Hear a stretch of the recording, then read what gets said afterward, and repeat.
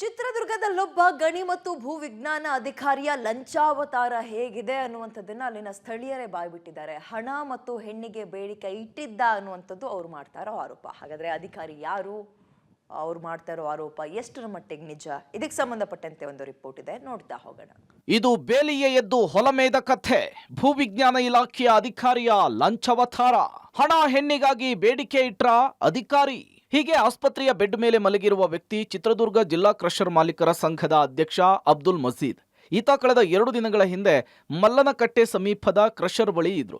ಆಗ ಅಲ್ಲಿಗೆ ಧಾವಿಸಿದಂತಹ ಗಣಿ ಮತ್ತು ಭೂವಿಜ್ಞಾನ ಇಲಾಖೆಯ ಅಧಿಕಾರಿ ಮಧುಸೂದನ್ ಕ್ರಷರ್ಗಳಲ್ಲಿನ ಅಕ್ರಮ ಹಾಗೂ ಅವ್ಯವಸ್ಥೆಯ ಬಗ್ಗೆ ಖಾರವಾಗಿಯೇ ಮಾತನಾಡಿದ್ರು. ಅಲ್ಲದೆ ಕ್ರಷರ್ಗಳು ಸುಸೂತ್ರವಾಗಿ ನಡೀಬೇಕು ಅಂದ್ರೆ ಒಂದೊಂದು ಕ್ರಷರ್ನಿಂದ 5 ಲಕ್ಷ ಲಂಚವನ್ನ ಕೊಡಿಸುವಂತೆ ಬೇಡಿಕೆ ಇಟ್ಟಿದ್ರಂತೆ. ಖಾಸಗಿ ಹೋಟೆಲ್ಗೆ ಮಜೀದ್ ಅವರನ್ನ ಕರೆದಿದ್ರಂತೆ.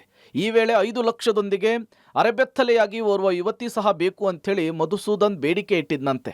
ಇದರಿಂದ ಆಕ್ರೋಶಗೊಂಡ ಮಜೀದ್ ಗಲಾಟೆ ಮಾಡಿದ್ದಾರೆ. ಈ ವೇಳೆ ಮಜೀದ್ ಮೇಲೆ ಅಧಿಕಾರಿ ಮಧುಸೂದನ್ ಹಲ್ಲೆ ನಡೆಸಿ ಜೀವ ಬೆದರಿಕೆ ಹಾಕಿರುವ ಆರೋಪ ಕೇಳಿಬಂದಿದೆ. ಕೋಟೆನಾಡಿನ ಜನ ಬೆಚ್ಚಿ ಬಿದ್ದಿದ್ದಾರೆ.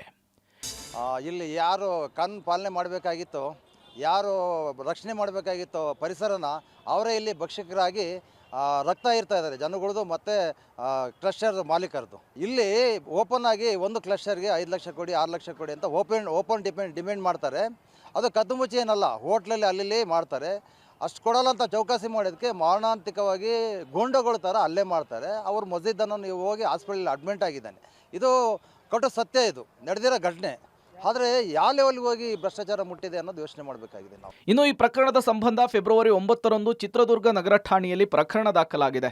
ಗಾಯಾಳು ಅಬ್ದುಲ್ ಮಜೀದ್ ಬೆಂಗಳೂರಿನ ಖಾಸಗಿ ಆಸ್ಪತ್ರೆಗೆ ದಾಖಲಾಗಿ ಚಿಕಿತ್ಸೆ ಪಡೆಯುತ್ತಿದ್ದಾರೆ. ಆದರೆ ಈವರೆಗೂ ಆರೋಪಿ ಪತ್ತೆಯಾಗಿಲ್ಲ.